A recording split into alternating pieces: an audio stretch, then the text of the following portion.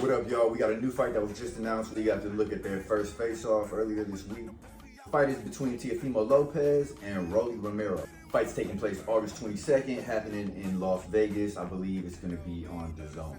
Now, look, on paper, this fight might seem easy to predict, but Rolly and Teo might be the most interesting fight of the year. Hear me out. The biggest question is, can Teofimo Lopez mentally recover from his last fight, where he was thoroughly outboxed by Shakur Stevenson? He looked emotional, he looked uncomfortable, and not only did he lose, but just like I predicted when the fight was announced, he could not solve the puzzle that is Shakur Stevenson. So now he's jumping up to 147. It's his first fight at welterweight, and he's fighting for a belt. Now, you might think that, damn, look at him, he just took a loss, now he's moving up in weight, and he's fighting for a belt already.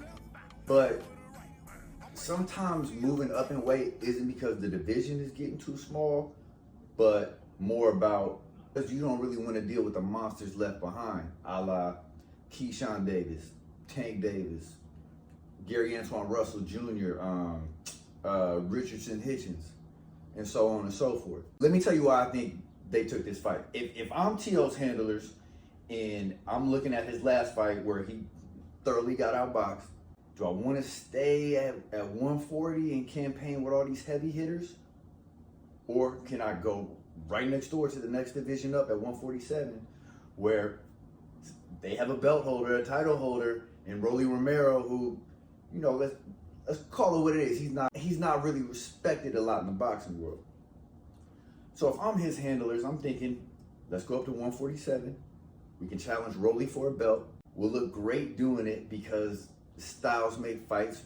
Rolly is really just looking for a big punch or a big punch or two to land, and Teo is by far the superior boxer. So yeah, I think this is a good fight for Teo, and I understand exactly why they took this fight. So let's talk about Rolly. Rolly really isn't respected in the boxing world, like I said. Although he has a belt, most boxing fans see him as the guy who upset Ryan Garcia because Ryan Garcia wasn't right mentally, or Ryan overlooked Rolly, or Rolly got lucky. This is really Rolly's time to prove that he's a legit world champion and not just the dude that upset Ryan Garcia.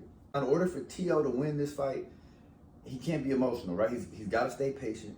He's got to use his combinations and his footwork. He's got to create new angles after letting his hands go. He's got to keep spinning Rolly around. Teo has the superior footwork.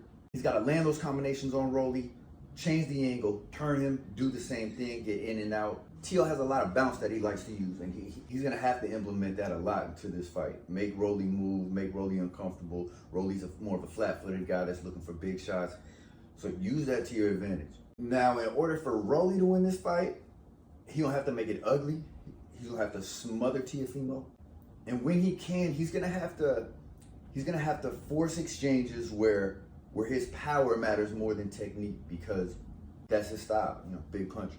So yeah, on paper, Teo should win this fight. He's the cleaner boxer. He's the better athlete. He's got faster hands.